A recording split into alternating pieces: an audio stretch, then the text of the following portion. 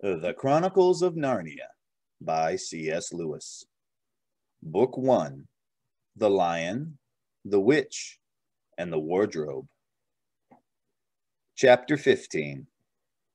Deeper Magic from Before the Dawn of Time. While the two girls still crouched in the bushes with their hands over their faces, they heard the voice of the witch calling out, "Now! Follow me all, and we will set about what remains of this war. It will not take us long to crush the human vermin and the traitors, now that the great fool, the great cat, lies dead." At this moment, the children were for a few seconds in very great danger, for with wild cries and a noise of shrilling pipes and shrill horns blowing, the whole of that vile rabble came sweeping off the hilltop and down the slope right past their hiding place. They felt the specters go by them like a cold wind, and they felt the ground shake beneath them under the galloping feet of the minotaurs. And overhead there went a flurry of foul wings and a blackness of vultures and giant bats. At any other time they would have trembled with fear, but now the sadness and shame and horror of Aslan's death so filled their minds that they hardly thought of it.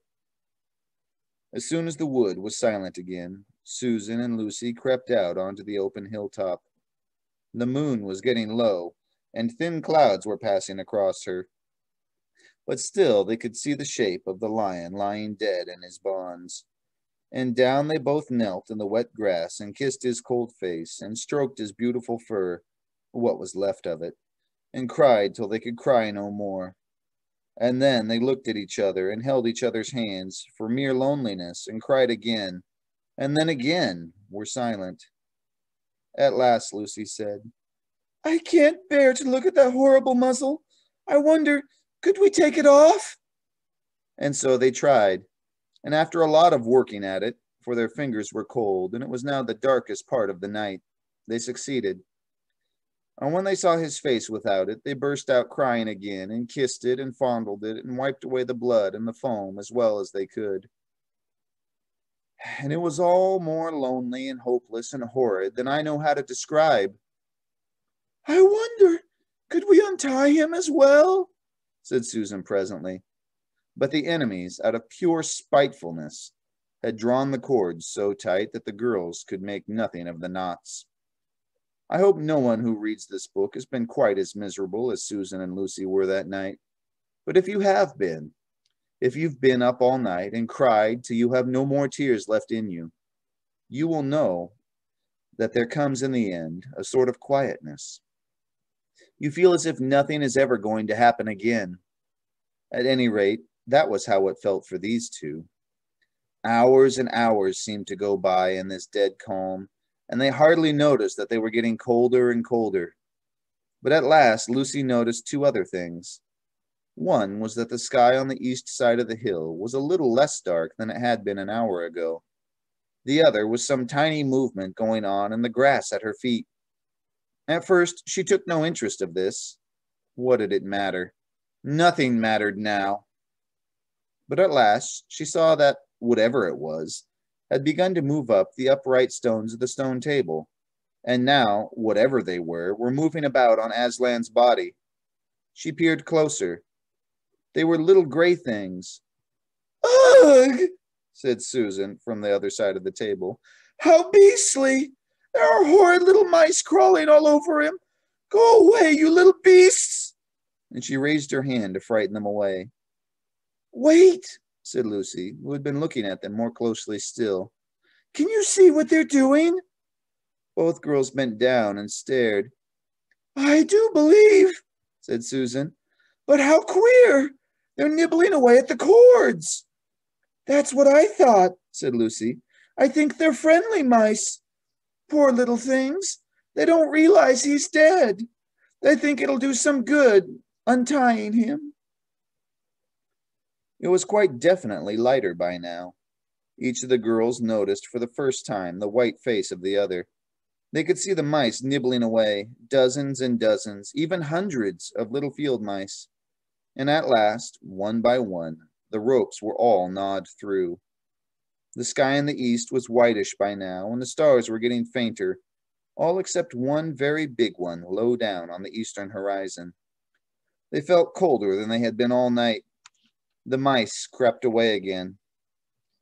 The girls cleared away the remains of the gnawed ropes. Aslan looked more like himself without them. Every moment his dead face looked nobler, as the light grew and they could see it better. In the wood behind them, a bird gave a chuckling sound. It had been so still for hours and hours that it startled them. Then another bird answered it. Soon there were birds singing all over the place. It was quite definitely early morning now, not late night. "I'm so cold," said Lucy. "So am I," said Susan. "Let's walk about a bit." They walked to the western edge of the hill and looked down. The one big star had almost disappeared. The country all looked dark gray, but beyond, at the very end of the world, the sea showed pale. The sky began to turn red. They walked to and fro more times than they could count between the dead Aslan and the eastern ridge, trying to keep warm, and oh, how tired their legs felt. Then at last, as they stood for a moment looking out towards the sea and Cair Paravel, which they could now just make out, the red turned to gold along the line where the sea and the sky met, and very slowly up came the edge of the sun. At that moment they heard from behind them a loud noise, a great cracking, deafening noise, as if a giant had broken a giant's plate. "What's that?" said Lucy, clutching Susan's arm. I feel afraid to turn around," said Susan. "Something awful is happening." "They're doing something worse to him," said Lucy. "Come on." And she turned, pulling Susan round with her. The rising of the sun had made everything look so different. All colors and shadows were changed, that for a moment they didn't see the important thing. Then they did. The stone table was broken into two pieces by a great crack that ran down it from one end to end, and there was no Aslan. "Oh, oh, oh!" cried the two girls, rushing back to the table. "Oh, it's too bad," sobbed Lucy. "They might have left the body alone." "Who's done it?" cried Susan. "What does it mean? Is it magic?" "Yes," said a great voice behind their backs. "It is more magic." They looked round. There, shining in the sunrise, larger than they had seen him before, shaking his mane, for it had apparently grown again, stood Aslan himself. "Oh, Aslan!" cried both the children, springing up to him, almost as much frightened as they were glad. "Aren't you dead then, dear Aslan?" said Lucy. "Not now," said Aslan. "You're not asked Susan in a shaky voice. She couldn't bring herself to say the word ghost. Aslan stooped his golden head and licked her forehead. The warmth of his breath and a rich sort of smell that seemed to hang about his hair came all over her. "Do I look it?" he said. "Oh, you're real! Oh, Aslan!" cried Lucy, and both girls flung themselves upon him and covered him with kisses. "But what does it all mean?" asked Susan when they were somewhat calmer. "It means," said Aslan, "that though the witch knew the deep magic, there is a magic deeper still which she did not know. Her knowledge goes back only to the dawn of time. But if she could have looked a little further back, into the stillness and the darkness before time dawned, she would have read there a different incantation. She would have known that when a willing victim who had committed no treachery was killed in a traitor's stead, the table would crack and death itself would start working backwards. And now?" "Oh, yes, now?" said Lucy, jumping up and clapping her hands. "Oh, children," said the lion, "I feel my strength coming back to me. Oh, children, catch me if you can."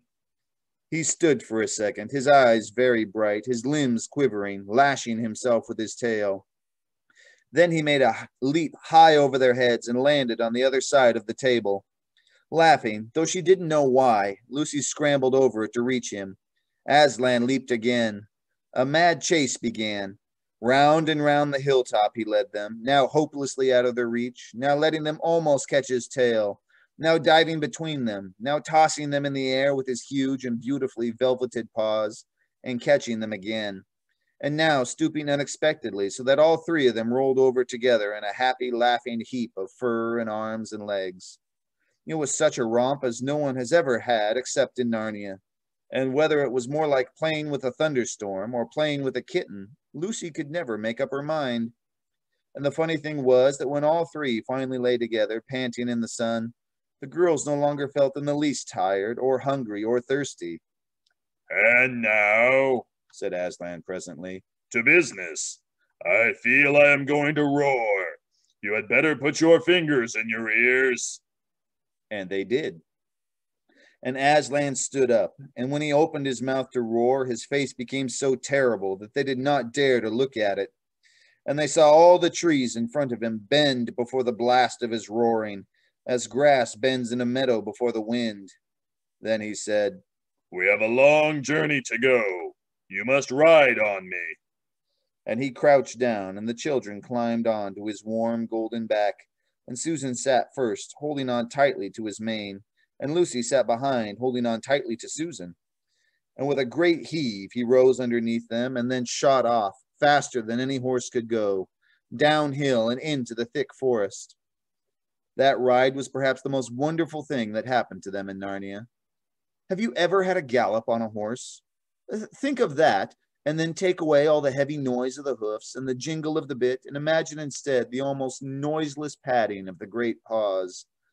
Then imagine instead of the black or gray or chestnut back of the horse, the soft roughness of golden fur and the mane flying back in the wind. And then imagine you are going about twice as fast as the fastest racehorse. But this is a mount that doesn't need to be guided and never grows tired.